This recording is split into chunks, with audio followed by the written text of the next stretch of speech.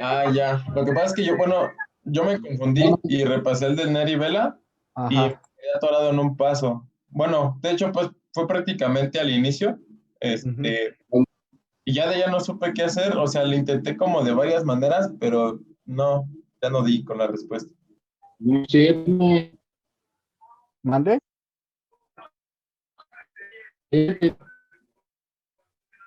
No se escucha bien.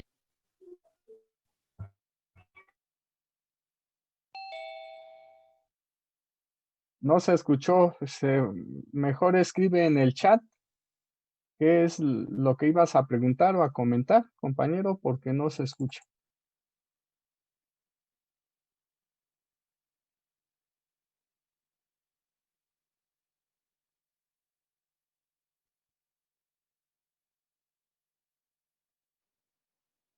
Bueno, entonces el que revisaste es el ejercicio del archivo 1.8, este.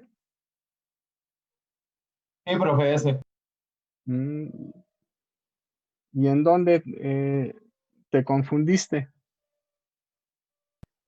Cuando iba a hacer la de la posición para el segundo stuff, ahí fue Ajá. donde ya no, ahora sí que ya no ¿Para encontré. la primera solución o para la segunda? No, ¿O para la para primera. ambas? No, para la primera. Bueno, de acuerdo a lo que está aquí, eh,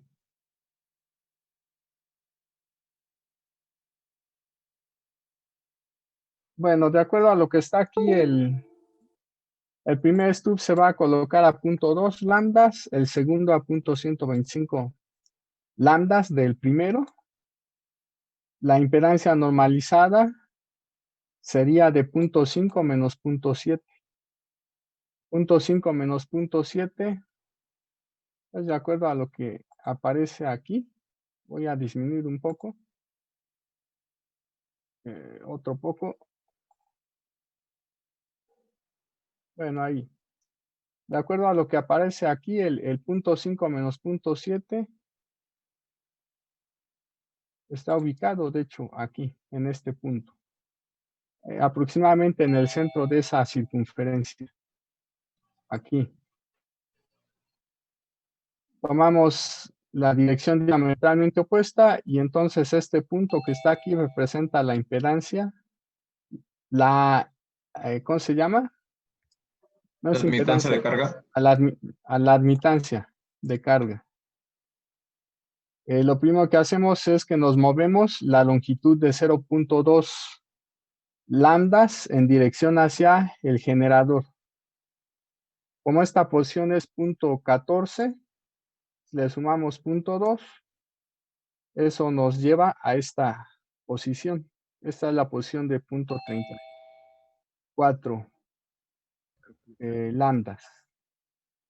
Y en esta posición tenemos una admitancia normalizada, Y1, Y11, ¿sí? Ahí realmente sería una Y11, que es igual a 0.88 menos 1.15i. ¿Qué es lo que hacemos después? Tomamos el círculo G igual a 1, este que está aquí en negro. Este es el círculo G igual a 1. Y ese círculo, todos los puntos de ese círculo, como no sabemos cuál de esos puntos es la admitancia normalizada Y2 en el punto P sub 2, entonces lo que vamos a hacer es todos esos puntos desplazarlos hacia dónde, de manera que nos movamos hacia la carga del segundo tramo de línea. O sea, nos vamos a mover del punto P sub 2, donde está el segundo stub, al punto P sub 1, donde está el primer stub. Entonces nos debemos de desplazar la longitud L2, pero de acuerdo al enunciado del problema, L2, ¿a qué es igual? A 0.125. Como la posición de ese círculo G igual a 1 se puede referir, de hecho, a este punto que es la intersección de ese círculo G igual a 1 con el círculo G igual a 0, o sea, con el círculo unitario.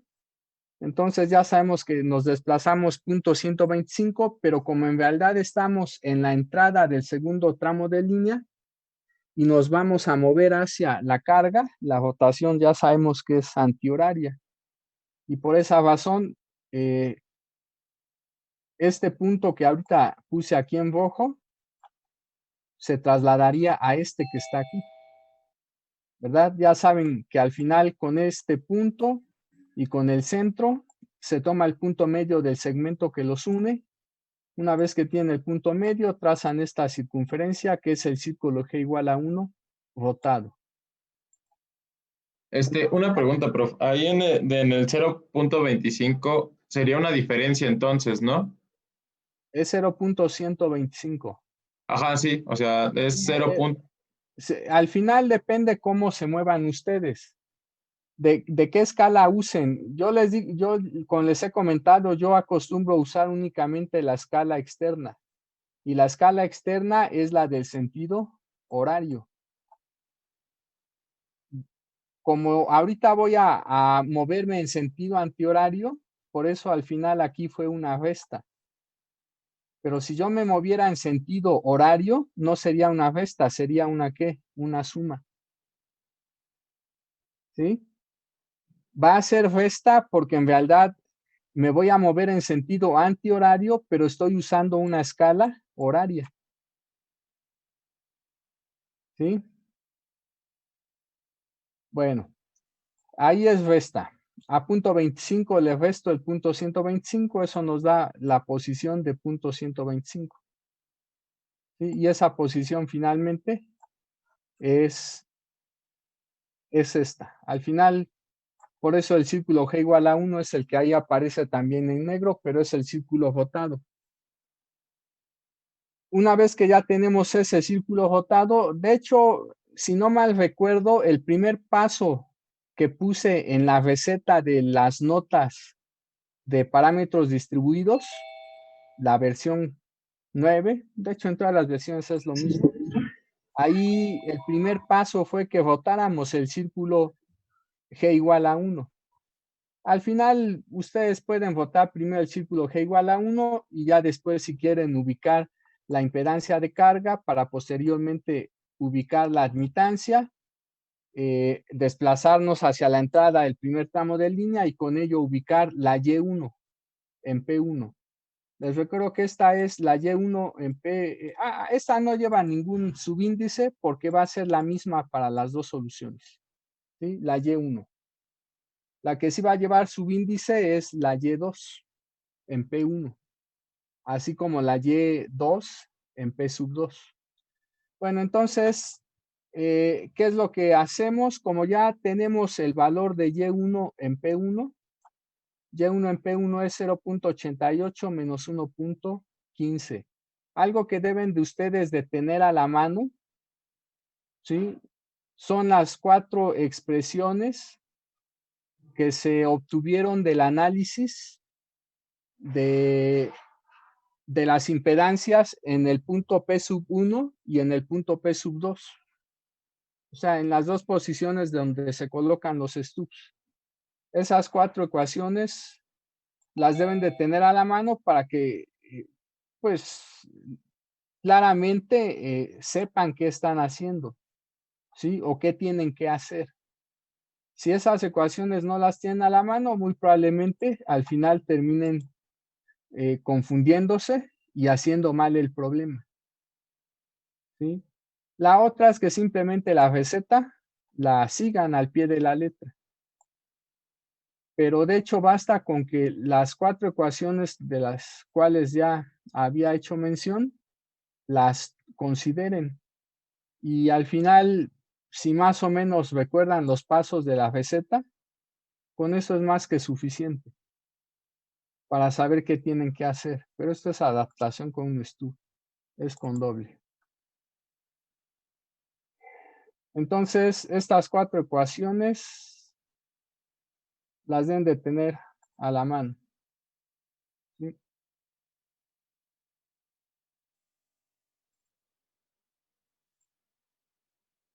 Ya sabemos que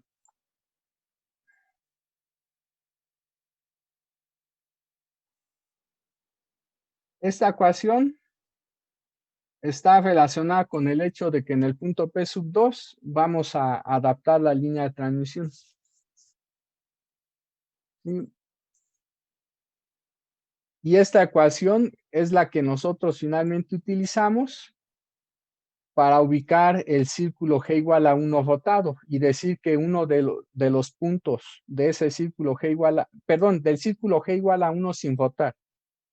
Y al final de ahí decimos que uno de esos puntos debe de representar a esta admitancia Y2 en P sub 2. ¿Sí? Dado que su parte real debe de ser igual con 1. ¿Qué más? Ahora, primero se emplea la ecuación 1. Con eso ubicamos el círculo G igual a 1 sobre el cual nosotros sabemos que se encuentra la admitancia normalizada Y2 evaluada en P sub 2. Ahora vamos a tomar en cuenta la ecuación número 3. Como nosotros ya sabemos quién es Y1 normalizada en el punto P sub 1, vamos a tomar la parte real de esta admitancia. Y esta parte real, de acuerdo a la ecuación 3, debe de ser igual a la parte real de Y2 en P1. Pero Y2 en P1, ¿quién es? Es un punto del círculo G igual a 1 rotado. Aquí lo que debe claro es que esta ecuación 1 representa al círculo G igual a 1 sin rotar. Y esta ecuación 3, esta ecuación 3 está relacionada con el círculo G igual a 1, pero rotado. ¿Sí? Particularmente esta admitancia Y2 en P1 es un punto de este círculo G igual a 1 rotado.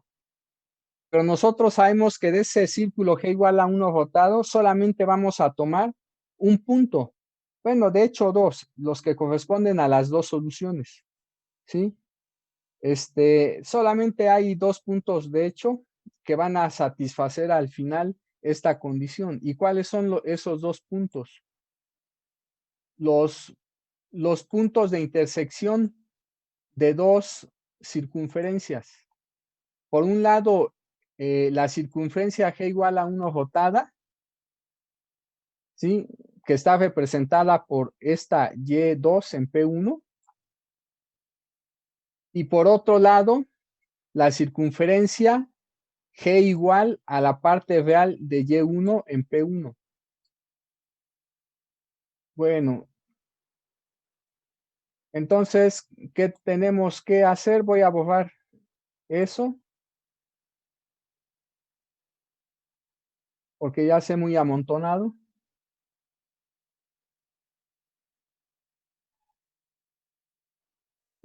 Tomamos la parte real de Y1 en P1, es 0.88. ¿Qué tenemos que hacer? Ubicar la conductancia G igual a 0.88. ¿Sí? Aquí tenemos punto 6, punto 65, punto 7, punto 75, punto 8. ¿Sí? Esta circunferencia que está aquí, esta, es la circunferencia G igual a 0.88. La que está aquí dentro es el círculo G igual a 1. Ya sabemos que G igual a 1 pasa por el centro. Posiblemente hace rato lo haya confundido, haya dicho que este era el círculo G igual a 1. Sí, ahí sí no lo sé. El círculo G igual a 1 es el de aquí, el que pasa por el centro de la carta. Este otro círculo que está en negro es el círculo G igual a 0.88. Esto que está G igual a 0.88 que representa este círculo es en realidad la circunferencia G igual a la parte real de Y1 en P1. ¿Sí? Pero tenemos otro círculo que es G igual a la parte real de Y2 en P1. Al final, esta ecuación se va a cumplir únicamente para los puntos de intersección de esas dos circunferencias. Y los puntos de intersección de esas dos circunferencias, el que corresponde a la primera solución es el de aquí. Y el que corresponde a la segunda solución es el de aquí.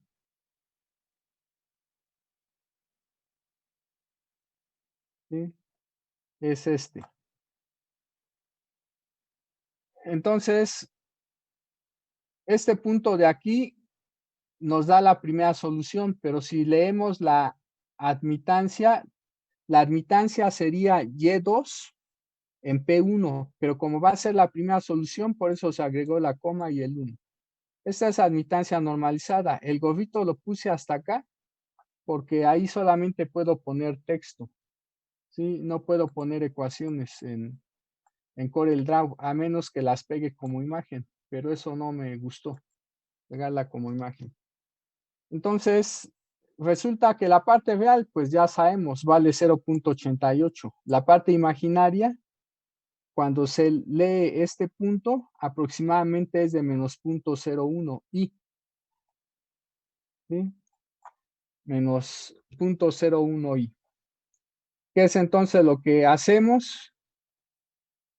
Ya empleamos la ecuación 1, ya empleamos la ecuación 2, ahora la que se emplea es la ecuación 3. Esta ecuación 3 nos está diciendo,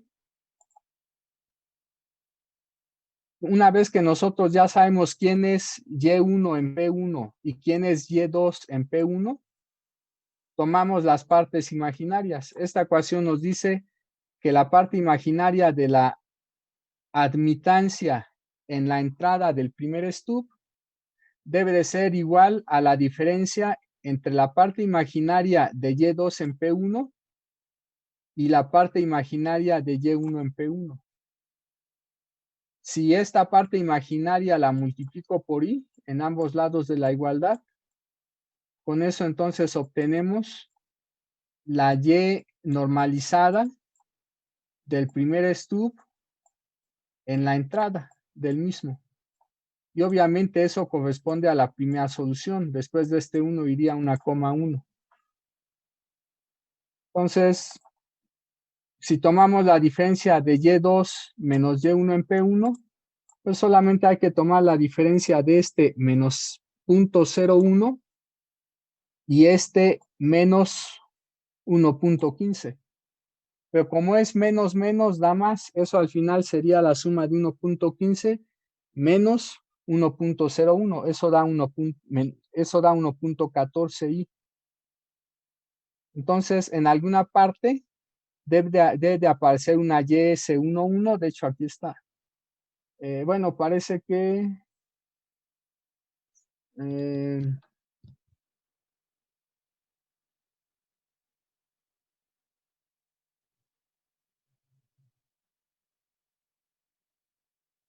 bueno, parece que aquí me equivoqué, ¿sí? Porque, a ver, eso va a depender. Vemos bien. Este punto de intersección está por arriba o por debajo del eje real. El primer punto de intersección. Está por arriba, ¿no? Está por arriba. Bueno, si está por arriba, entonces aquí tuve un error de signo. Puse menos, pero en realidad, ¿qué debe de ser? Más. ¿Sí? De hecho, sí, aquí es más, porque ese punto está por arriba. Entonces, por esa razón, aquí hay un más. Entonces, como en realidad aquí es más en lugar de menos, aquí hay un error, hay que anotarlo, ¿sí? Porque este archivo no creo que lo reedite. Es un lío. Sí cuesta trabajo. Bueno, al menos a mí me cuesta trabajo usar CorelDRAW.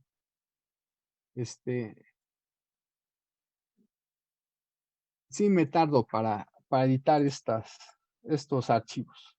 Por eso al final preferí mejor usar el programa de MATLAB para las clases. Y relacionadas con carta Smith. Entonces, bueno, tomen en cuenta que este debe de ser más. Como es más, entonces ahora vamos a tener 0.01 y menos 1.15 y esto nos da 1.16. lo que hacemos al final es, este 1.16 sí es ubicarlo sobre el círculo unitario. De hecho, ese punto es este de aquí, el que está en el centro de ese círculo, de esa circunferencia azul. Este punto ese es el punto que representa a la admitancia de entrada del primer stup. Ya sabemos nosotros que como estamos en la entrada, debemos desplazarnos hacia la carga, y como estamos suponiendo que la carga es un corto, ese corto se encuentra aquí. Entonces al final nos movemos todo esto. Debido a que la posición de este punto es, la posición de ese punto es lo que está aquí. Punto 1365, puse a eso, ¿sí? En realidad es casi punto 14, ¿sí? Casi. Bueno, como no es exactamente punto 14, por eso puse este valor. Inclusive a lo mejor, bueno,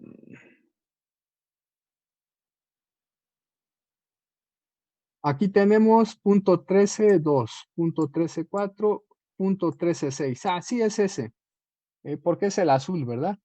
Es el azul. Entonces sí está bien.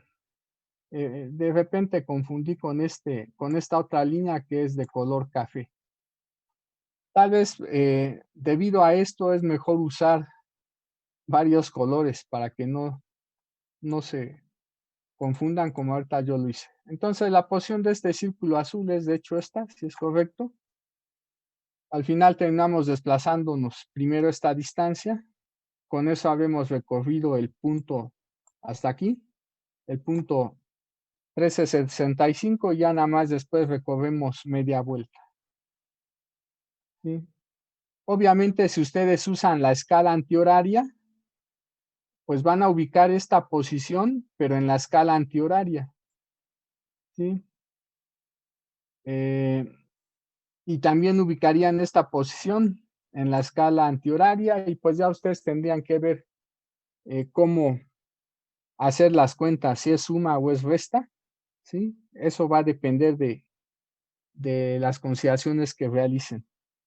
Pero al final, si hacen las cosas bien, deben de llegar a lo mismo. Entonces, al final, la longitud de ese primer stup es punto 386. Yo supongo que hasta aquí no tuviste problema. Sí, bueno, más bien de hecho, donde me confundí prácticamente fue en el inicio, pero o sea, ya viendo mis trazos y todo, o sea, sí estaba bien, pero lo hice digamos que al revés, entonces nada más me equivoqué la manera de trazar. ¿Qué trazaste primero? Primero, pues fue lo de el círculo de Roe con mi admitancia de carga. Después, a ver, espérenme tantito, es que estoy viendo aquí mi carta. ¿Qué hice después? Ah, sí, lo de la longitud, 0.2 más el 0.141 de la primera posición de mi admitancia de carga. Tracé mi impedancia 1,1 en el punto 1 y ahí fue lo que tracé yo al revés, porque yo en vez de sumar, digo, en vez de restar, sumé 0.25 más 0.125. Entonces fue por eso que no me, o sea, me estaba dando un resultado. Digamos que mi círculo en vez de quedarme arriba, me quedó abajo. Entonces, pues ya, desde ahí estoy mal. Ah, pero ya viste entonces dónde te equivocaste. Sí, sí, sí. Bueno, después, ¿qué se hace? Después lo que se hace es otra vez considerar este punto, el primer punto de intersección. ¿Qué es lo que vamos a hacer? Este primer punto de intersección pertenece al círculo G igual a 1 rotado. Pero ese punto es una admitancia que se está obteniendo en la posición del primer stup. Lo que vamos a hacer es regresarnos a la posición donde se coloca el segundo stup. Como eso implica un movimiento de la carga hacia el hacia la entrada del segundo tramo de línea, entonces la rotación debe de ser horaria. Pero cuando hagamos esa rotación, en realidad este punto rojo, ¿a dónde debe de caer? Debe de caer en un punto del círculo G igual a 1 que se encuentra sin rotar. Si este círculo G igual a 1 rotado lo volvemos a rotar de manera que coincida con este otro círculo G igual a 1 sin rotar, este punto, al final, ¿dónde va a caer? Aquí. Va a caer aquí. ¿Sí? ¿Qué es lo que hacemos otra vez?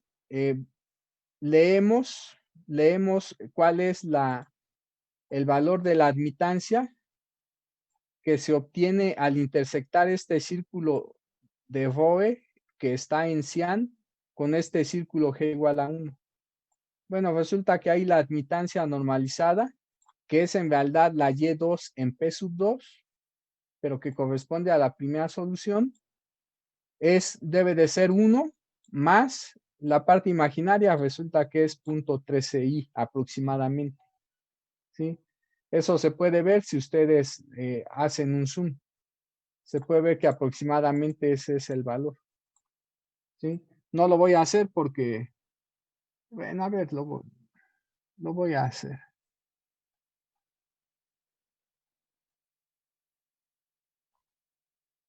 Aquí más o menos se ve que esa la parte imaginaria, ¿sí? Debe de estar por ahí. Esta curva es de 0.2. Esta curva es de 0.1. La de aquí debe de ser de 0.15. ¿Sí? Entonces yo supuse que esto que está aquí está más o menos a la mitad entre estas dos, de hecho un poquito antes, y por eso supuse que era 0.13. ¿Sí? No es de hecho ni 0.15 y tampoco es 0.1. ¿Sí? Entonces puse que es aproximadamente eso, 0.13. Y bueno, voy a regresar al tamaño de 100.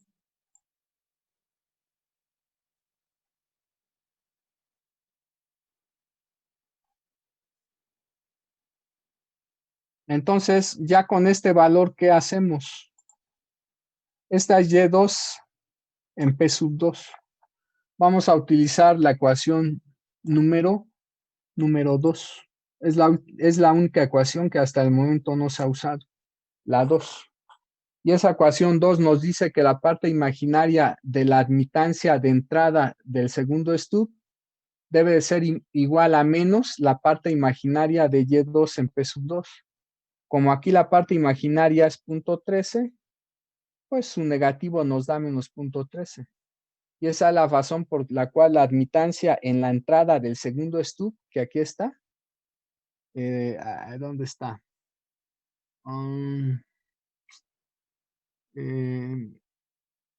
Debe de estar en azul, aquí está. La admitancia en la entrada del segundo stub, que corresponde a la primera solución, es menos 0.13. Esa admitancia la ubicamos en la carta de Smith, de hecho es este punto de aquí. Ubicamos su posición en la escala horaria es de 0.47. Pero ¿dónde está el corto o la carga de este stub? Aquí. Aquí está la carga y aquí está la admitancia en la entrada. Ya sabemos que debemos de movernos en sentido antihorario para irnos hacia la carga, dado que estamos en la entrada. Y por esta razón, pues la distancia a recorrer se obtendría mediante la diferencia de posiciones. Si ustedes utilizaran la escala antihoraria, o sea, la que está dentro, en lugar de ser una diferencia, va a ser una suma. Pero obviamente este número de aquí va a ser otro, va a ser un 0.1 a lo mejor, un 0.9, algo así. ¿Sí? De hecho, sería aproximadamente un punto 0.071. La posición de este punto en la escala antihoraria. ¿sí? Pero como yo uso únicamente la escala horaria, pues por esa razón la posición que aquí tengo y el por qué va a ser una resta, ¿sí? De hecho, cuando ustedes usen la posición antihoraria, al final también termina siendo,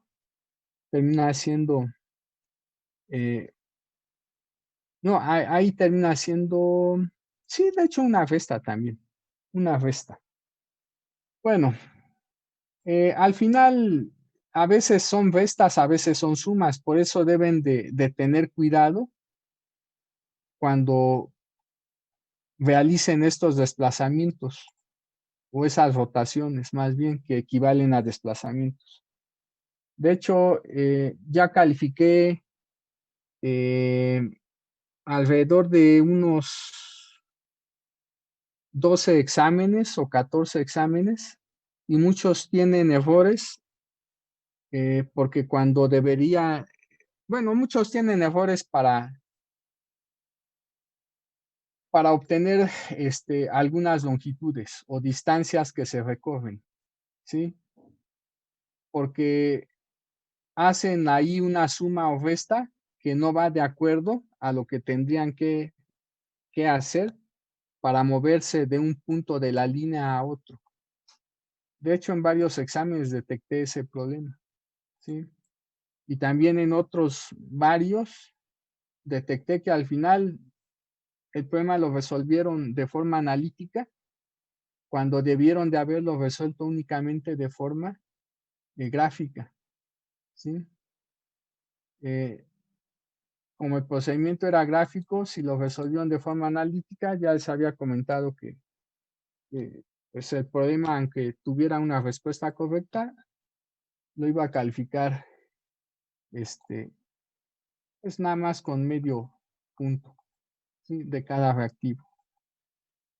Bueno, entonces, como ya tenemos aquí esta admitancia que representa la admitancia normalizada en la entrada del segundo stub, otra vez nos desplazamos, como dije, de este punto a la carga. Por eso al final se toma esta suma y resulta entonces que la longitud del segundo stub es 0.229 lambdas, ¿sí? ¿Qué se hace después? Se ubica el segundo punto de intersección. El segundo punto de intersección es este, ¿sí? Y lo que hacemos entonces es leer, leer otra vez la admitancia de este punto de intersección. Resulta ser que es aproximadamente el punto 88 más 2i, ¿sí? Más 2i. Entonces, otra vez volvemos a ampliar esta ecuación número 4, con la cual se obtiene la admitancia en la entrada del primer stub. Simplemente otra vez a la parte imaginaria de Y2 en P1 se le resta la parte imaginaria de Y1 en P1. Pues la parte imaginaria de Y1 en P1 es esto, menos 1.15i. Bueno, menos 1.15, el i no va, ¿sí? Y la parte imaginaria de Y2 en P1 es simplemente 2. Otra vez al tomar el menos menos da un más. Y lo único que tendríamos sería la suma de 2 más 1.15, eso nos da 3.15. ¿Sí? Esa es la razón por la cual aquí está, ¿sí? La admitancia en la entrada del primer stub, aquí me faltó igual un 5. Nada más puse que esto es 3.1, ¿sí? Pero en realidad me faltó poner que el 5. Eso es en realidad 3.15, ¿sí? No sé si al final tracé la admitancia 3.1 o 3.15, aquí debe de verse. 3.15, ¿dónde se debe de ubicarse? Aquí está. Aquí tenemos el 3. Esta curva no sé de cuánto sea, pero aquí dice que esta es de 4. Y aquí hay 1, 2, 3. ¿Cuántas divisiones hay aquí? Parece que 3. Entonces, ¿sí son 3? A ver. No, esta es 3. Hay otra división. Son 4 divisiones. Y por lo tanto, como aquí tenemos 4, perdón, como aquí tenemos 3 y aquí 4, estas divisiones que aparecen aquí van de punto 2 en punto 2. ¿Sí? Entonces aquí tenemos el 3.2. Entre estos dos tendríamos el 3.1. Parece que sí. Yo al final tomé 3.1, pero es 3.15. ¿Sí? Bueno, el hecho de que ahí haya omitido una centésima no va a afectar demasiado el resultado, porque están muy cercanos esos dos puntos, demasiado cercanos de hecho. Entonces ya está. Este punto de aquí es la admitancia en la entrada del primer estupo. Otra vez tenemos que desplazarnos en sentido antihorario hasta llegar a la carga de ese primer estupo. Como la posición de este punto es de punto 201, pues cuando nos vamos desde aquí hasta acá, habíamos recorrido ese punto 201. Ya nada más después recorremos media vuelta y por esa razón la longitud del primer stub da 0.451 lambdas. ¿Sí? ¿Qué se hace después? Otra vez volvemos a considerar este punto de intersección. Trazamos el círculo de Rowe, que es precisamente este círculo rosa. ¿Sí? Y este punto lo vamos otra vez a trasladar. Les recuerdo que aquí tenemos la admitancia Y, la admitancia Y2 en P1. Este punto lo vamos a trasladar de manera que nos ubiquemos en la entrada del segundo tramo de línea. ¿Sí? Entonces debemos de botar la distancia L2 en sentido horario, porque aquí estamos en la carga del segundo tramo de línea y queremos desplazarnos hacia su entrada. Para eso nos desplazamos la distancia L2 entre los dos stubs. Al hacer eso, ¿a dónde llegamos? Llegamos a este punto. Este punto que está aquí representa nuevamente a Y2, pero evaluado en P sub 2, o sea, en la posición de donde se coloca el segundo stub. La parte real sabemos que es 1. Vemos la parte imaginaria. Resulta que la parte imaginaria es aproximadamente menos 2.15. Sabemos nosotros que de acuerdo a esta ecuación número 2, la admitancia del segundo stub se obtiene mediante esta ecuación. La parte imaginaria de la admitancia del segundo stub, ¿sí? Obviamente esa admitancia en la entrada debe ser igual a menos la parte imaginaria de Y2 en P sub 2. Como aquí la parte imaginaria de Y2 en P sub 2 tiene el valor menos 2.15, al multiplicar por menos se obtiene un más. Esto implica que la admitancia en la entrada del segundo stub va a ser más 2.15i. Y el más 2.15i, ¿dónde se ubica? El más 2.15i se ubica aquí, en este punto de aquí. ¿Sí? Ahí tenemos el 2.15i. Otra vez, cuando nos movamos de la entrada hacia la carga, recorremos toda esta distancia.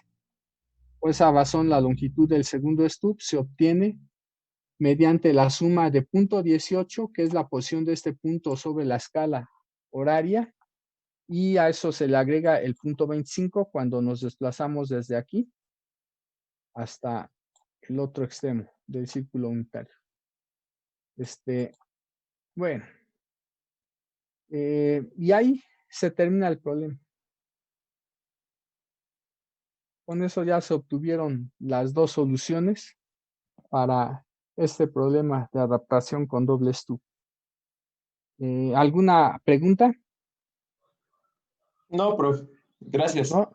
Bueno, necesitan repasar varias veces este problema porque, bueno, estos problemas, particularmente el que vi ayer, el que viene en las diapositivas y este otro, ¿sí?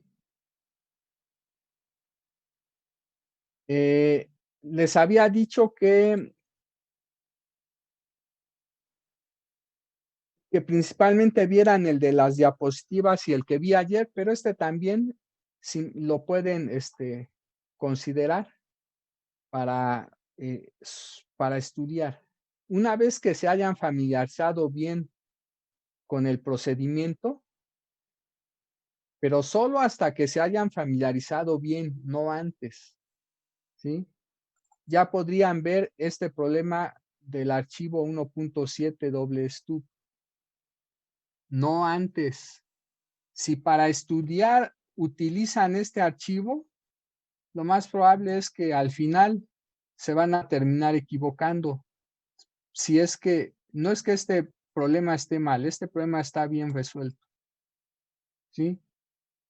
Pero si utilizan para estudiar por primera vez este tema, no es el ejemplo más adecuado, porque al final terminan haciendo cosas más sencillas que creen les va a dar la solución y no siempre es así. De hecho, en la mayoría de los casos obtienen una solución incorrecta.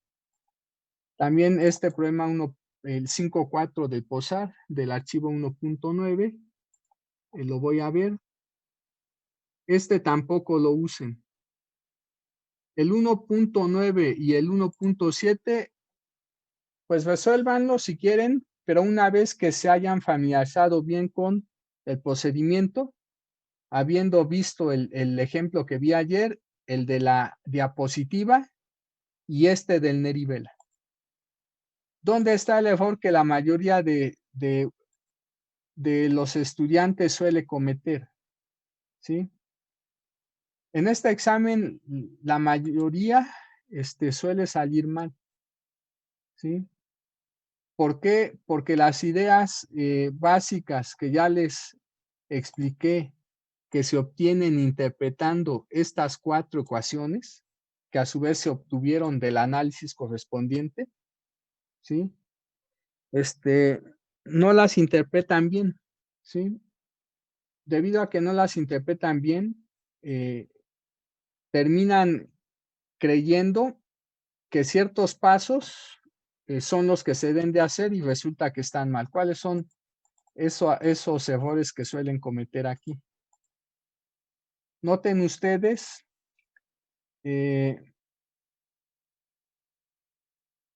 aquí tenemos la admitancia, ¿dónde está? Aquí tenemos la admitancia de carga. ¿Sí? Aquí tenemos la admitancia de carga, pero resulta que el valor de L1 es igual con 0. En este problema, el valor de L1 está abajo el enunciado. El valor de L1 es igual con 0. Entonces, el primer stub se va a colocar, de hecho, en la posición de la carga, ¿sí? De la línea de transmisión que queremos adaptar.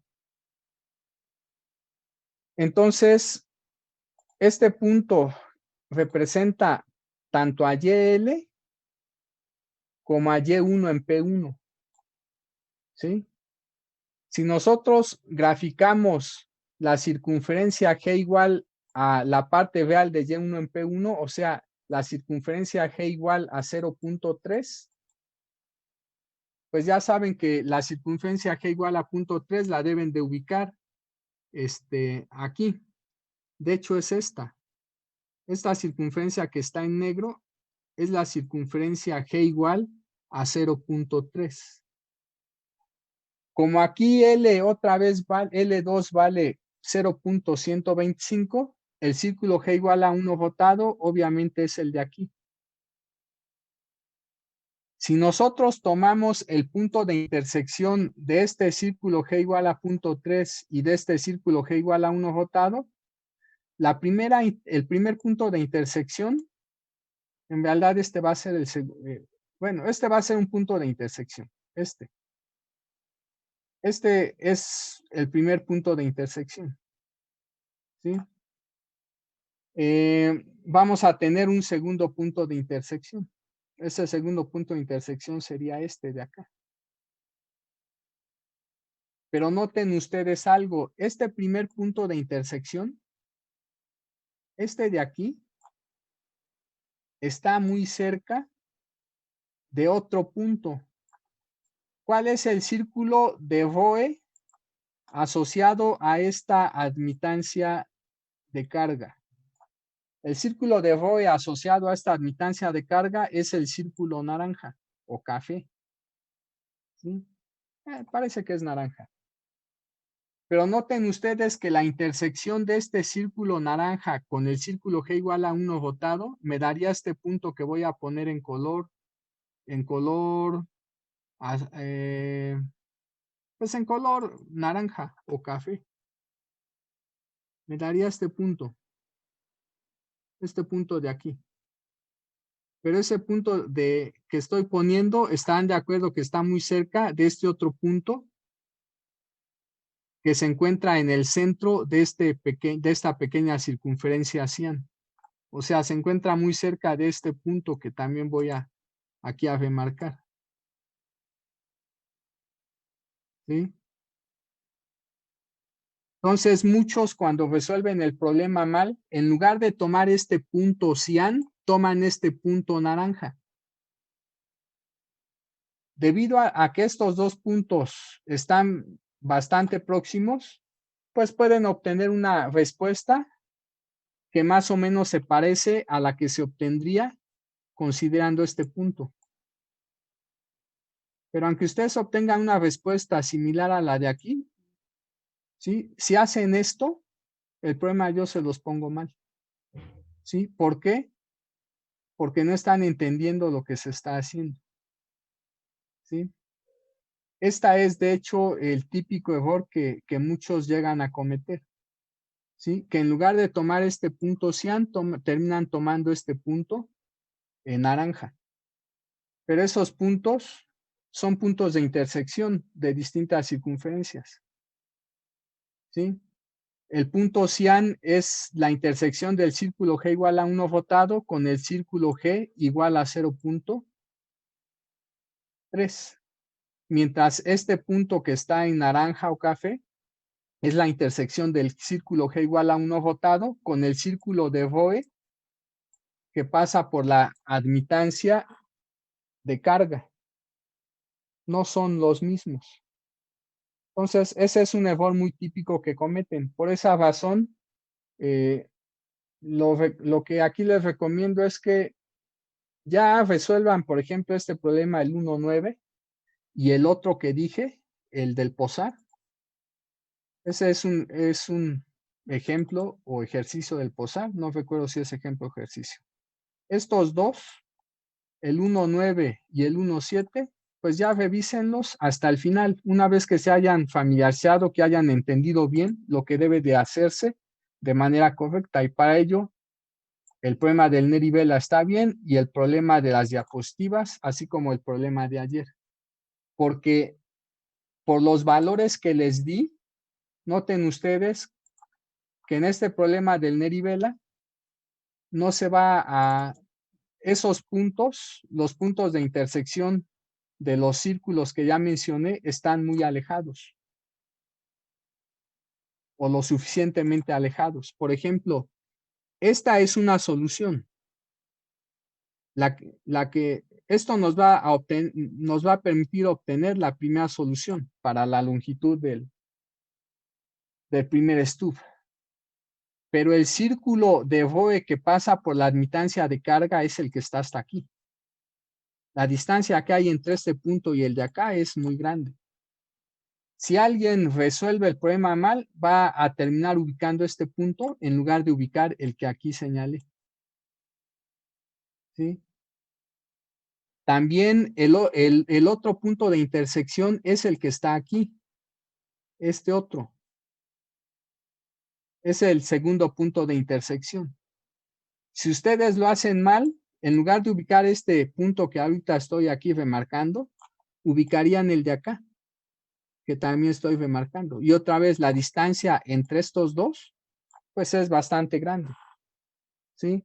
Entonces, en este problema no podrían confundir las cosas. ¿Sí? En el problema también de la diapositiva sucede lo mismo. ¿Sí? Aquí está ya, está aquí ya están todos los trazos que al final se hacen. Voy a aumentar.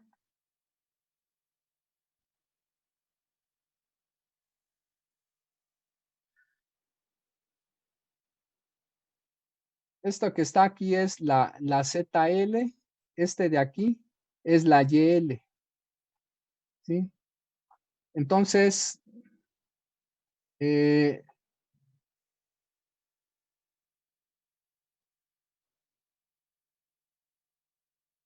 probablemente este punto de aquí es la Y1 en P1. ¿Sí? Probablemente. No estoy muy seguro porque aquí no tengo los datos a la mano. Pero lo más seguro que sí.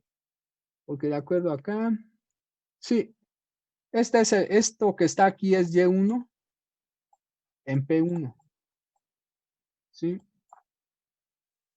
Otra vez, al final se toma el círculo G igual a la parte real de Y1 en P1. Ese círculo es este que está aquí. Bueno, el círculo G que pasa por este punto E. Y ese punto al final intersecta al círculo G igual a 1 rotado, que es el círculo verde, en dos puntos.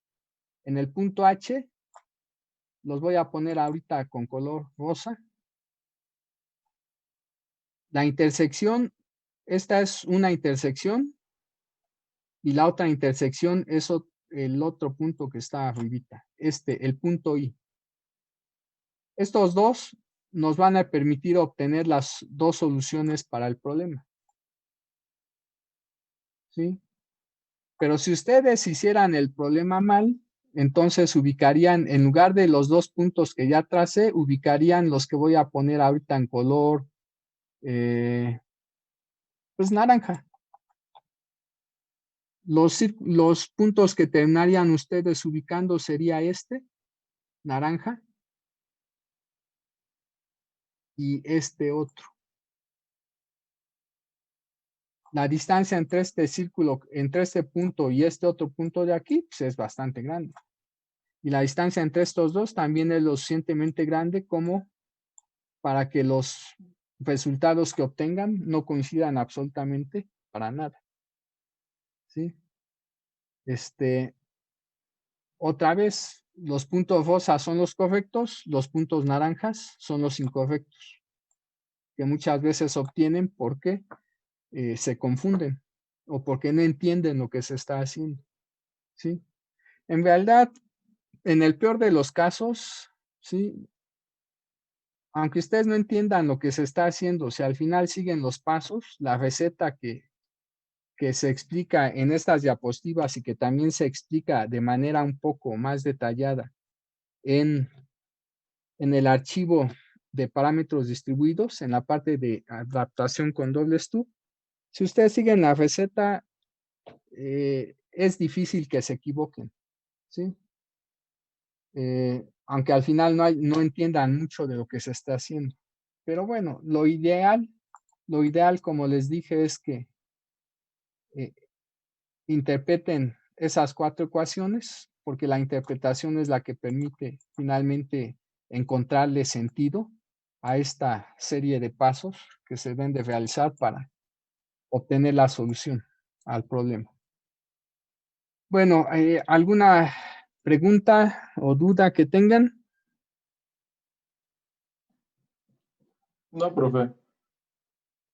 Bueno, Pues entonces, si van a estudiar, nada más revisen esos 3 ejemplos y ya cuando se hayan familiarizado bien, si quieren, resuelvan los otros 2 ejemplos o los terminan revisando, pero hasta que se hayan familiarizado bien con el procedimiento, no antes, ¿sí? Bueno, pues, si no hay dudas, vamos entonces a continuar. El siguiente tema que sigue después de adaptación, pues si nos vamos al archivo de parámetros distribuidos y carta Smith, el último tema que viene aquí en este archivo es precisamente el de adaptación con doble stub. De hecho, lo último es el método analítico, ¿sí?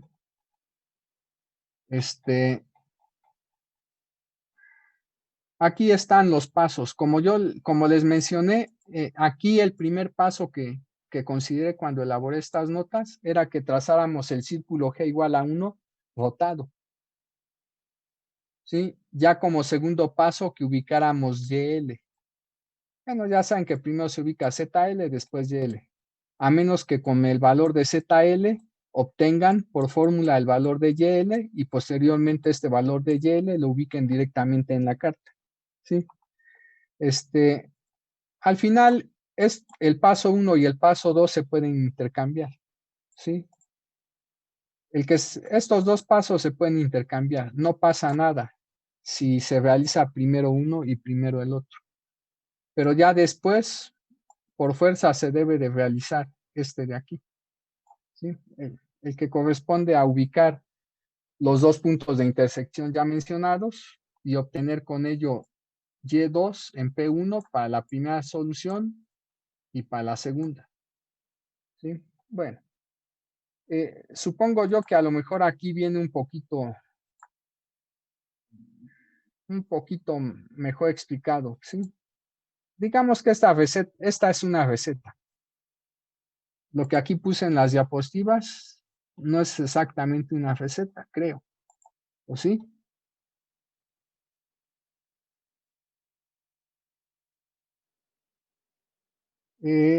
Bueno, aquí esta serie de pasos son receta, pero también se dan algunas explicaciones del por qué se están realizando esos movimientos.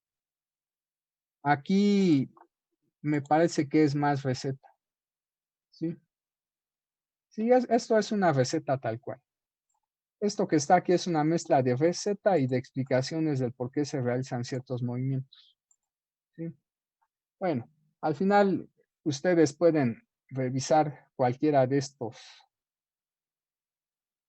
2 páginas. Creo yo que con ambas, tomando en cuenta los movimientos que se hacen en los correspondientes ejemplos, más o menos deben de entenderlo. Y si no lo entienden, pues la otra opción es que revisen el procedimiento que viene en Nerivela, ¿sí? Bueno, siempre hay opciones. Si lo que aquí leyeron no es entendible para ustedes, pues hay que irnos directamente a los libros. Está el Nerivela, está el Posar, está el Kraus, está el Cheng, el Sadikú. Bueno, hay muchos que tratan este tema. Bueno, como les decía, vamos entonces a continuar, dado que aquí el último tema de esta primera parte es adaptación con doble stub. Podemos ya dar por terminada la primera parte del curso. Vamos a irnos ahora a la siguiente. El siguiente tema que vamos a analizar es el del siguiente archivo, del archivo 2, guía de ondas rectangular, ¿sí? Entonces, para los temas que vamos a ver ahorita, vamos a requerir del uso de las ecuaciones de Maxwell, ¿sí? ¿Por qué razón? Porque en una estructura como esta, Supongan ustedes que tienen un cilindro recto, pero de sección transversal rectangular. Y tomamos aquí dentro otro cilindro recto, también de sección transversal rectangular, que es coaxial al primer cilindro. ¿Sí? Ahora supongan que la región entre esos dos cilindros se rellena con un material conductor. En principio vamos a suponer que es un conductor perfecto. Supongamos que los lados de la sección transversal de este cilindro interno, ¿sí? Supongamos, por ejemplo, que el largo es A y el ancho es B. Y supongamos que dentro de este cilindro interno o tenemos aire o tenemos un dieléctrico sin pérdidas de permitividad epsilon. Bueno, una estructura de ese tipo se conoce como guía de ondas rectangular. ¿Sí? Y por este hueco, ¿sí? Por este hueco que está relleno de material dieléctrico sin pérdidas o simplemente de aire, podemos transmitir también ondas electromagnéticas. Pero para estudiar este tipo de estructura o de línea de transmisión, llamada guía de ondas rectangular, no podemos usar aquí la teoría que ya vimos de parámetros distribuidos, porque esa teoría de parámetros distribuidos únicamente es útil para estudiar líneas de transmisión uniformes formadas por dos conductores. Sin embargo, en esta estructura, ¿cuántos conductores hay? ¿Cuántos conductores tenemos en esta estructura llamada guía de ondas rectangular? ¿Uno? Uno, ¿sí? Tenemos un solo conductor y ya dijimos que dentro de este hueco de la guía que se rellena de aire o de material dieléctrico es por donde se va a propagar la onda electromagnética que queremos transmitir mediante esta línea de transmisión. Bueno, resulta que en este tipo de línea no se pueden definir voltajes, ¿sí? La teoría electromagnética demuestra que el potencial para este tipo de estructuras no es único, ¿sí? No es único y al final no se puede definir, ¿sí? Debido a que no se puede definir un potencial de manera única en este tipo de estructuras, entonces no se puede definir lo que comúnmente nosotros llamamos voltaje, ¿sí? Sí se puede manejar aquí el concepto de corriente, pero el concepto de voltaje no. ¿Sí? El voltaje no existe en este tipo de estructura, porque no se puede definir. Debido a ello, la teoría de parámetros distribuidos o una teoría equivalente circuital no se puede emplear. Entonces, ¿qué requerimos para estudiar este tipo de línea de transmisión? Requerimos por fuerza de teoría electromagnética. Y para ello, ¿qué requerimos también? Algunos resultados que ustedes vieron en el curso de campos y ondas electromagnéticas relacionado con el tema de reflexión y refracción de ondas. Sí recuerdan que vieron reflexión y refracción de ondas electromagnéticas, ¿verdad? En campos y ondas. Pues más o menos. ¿Más o menos? ¿Más o Sí, menos lo vieron o más o menos lo No, recuerdan? profe, lo que pasa es que nuestro profe se desapareció 2 meses. sí, y pues Yo ya solo le veo como lo una único que hizo parrafita. fue, o sea, mandó PDFs, pero realmente no explicaba nada. Y en los PDFs como que venía la información, no sé, o sea, de una manera como muy extraña, como, sí, muy rara, y pues, la verdad no era nada entendible. Mm, lo que No, pasa es que, ya no vio ese tema. Bueno, nomás como una embarradita y ya. bueno, ¿qué les sugiero? Les sugiero que revisen, ¿sí? Más o menos para que se familiaricen pues, con las ideas, ¿sí? Les sugeriría que revisen el tema de reflexión y refracción de ondas, ¿En qué libro? A ver, les voy a enviar un archivo a ver si les sirve, pero no sé si les sirva. Y ahorita les digo en qué libros. ¿Sí? Les voy a Sí, enviar un archivo mediante el chat. gracias. ¿Ves?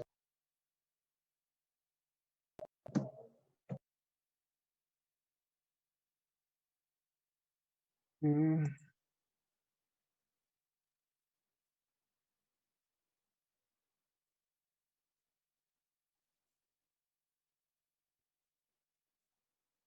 Esto es lo que yo uso en el curso de campos y ondas, pero no sé si lo vayan a entender, ¿sí?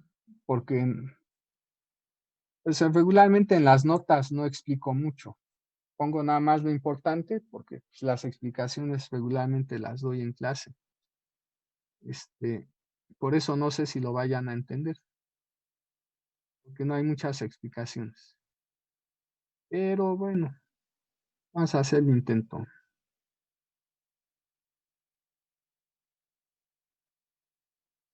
Nada más se puede enviar de uno en uno, ¿verdad? No se pueden seleccionar varios, no. Entonces, esto que está aquí está relacionado con el tema de propagación, Muchas gracias, profe. pero el que quiero que revisen no es el de propagación. Ese es, digamos, lo primero que ustedes vieron. El que quiero que revisen es este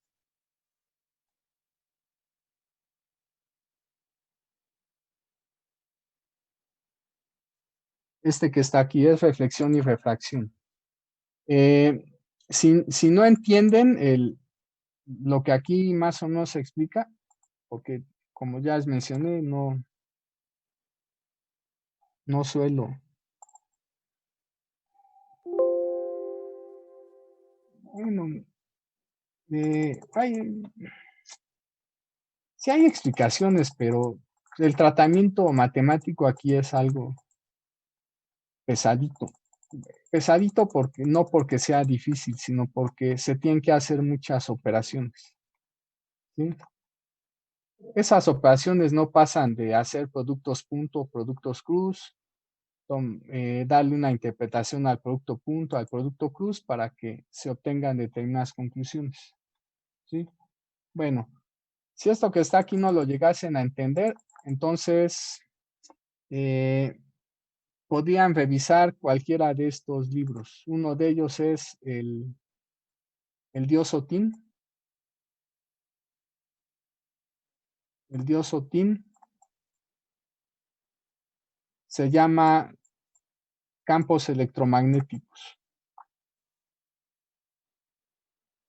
Campos electromagnéticos.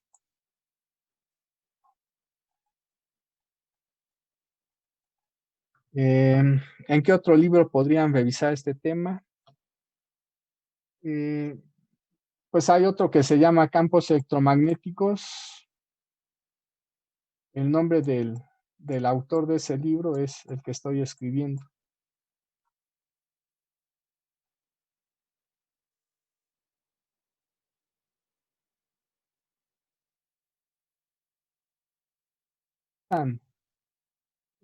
El primero, es más que suficiente, ¿sí?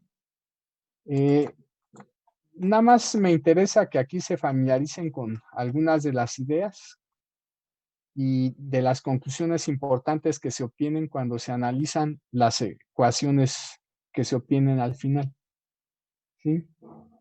Porque eso nos va a permitir, por ejemplo, eso nos va a permitir justificar el por qué vamos a asumir que los campos en el interior de la guía rectangular tienen esta forma, ¿sí?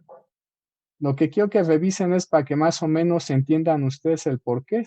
Vamos a exponer que los campos que se propagan en el interior de la guía tienen la forma que está aquí, ¿sí?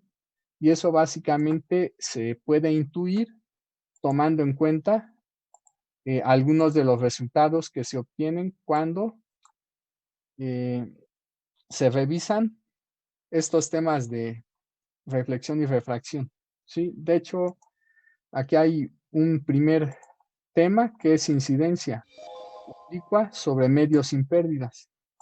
Después hay un segundo tema que es incidencia oblicua sobre un conductor perfecto.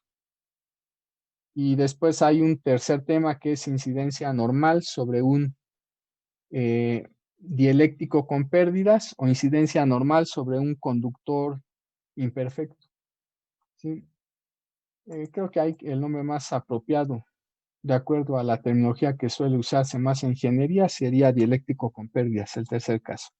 Bueno, chavos, entonces, por favor, revisen ya sea estas notas o revisen el Diosotín o el Bagnes o igual algún otro libro que para ustedes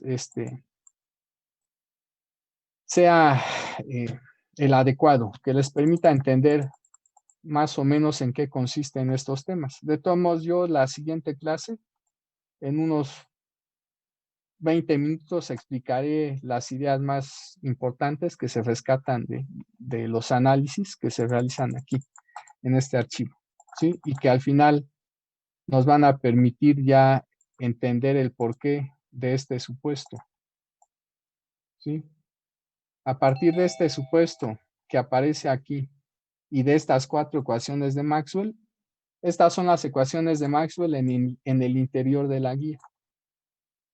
A partir de estas 4 y de estas otras 2 ecuaciones,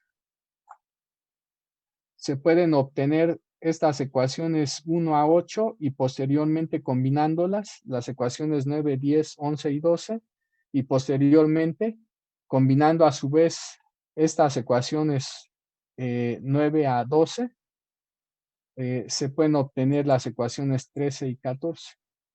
Estas ecuaciones 13 y 14, cuando se resuelven, permite obtener la forma que tienen esas soluciones. Es lo que está aquí.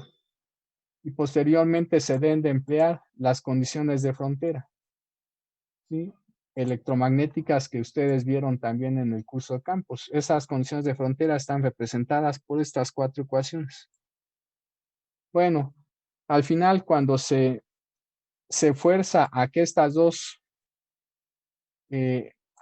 expresiones para las componentes longitudinales del campo eléctrico y del fasor campo magnético cumplan con estas condiciones de frontera junto con las componentes transversales, se obtiene la forma que debe de tener el campo electromagnético dentro de esta guía de onda circular, ¿sí?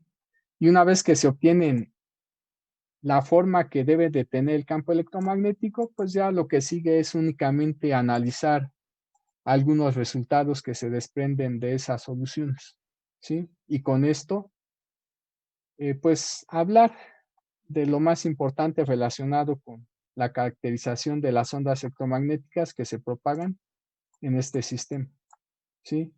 Y otra vez aquí se vuelve a tocar el tema de dispersión, ¿sí? O de distorsión de una señal eléctrica que se propague a través de esta guía, en el supuesto de que se cumplan determinadas condiciones. Bueno, chavos, pues yo creo que lo vamos a dejar aquí. Si no hay dudas, entonces nos vemos la próxima clase. Por favor, revisen ese tema de reflexión y refracción. Entonces, ¿no hay otra pregunta? No, profe, gracias. Bueno, entonces nos vemos, chavos. Hasta luego. Hasta luego, profe. Hasta luego. Muchas gracias. A Hasta luego, ustedes. profe. Buen fin de semana.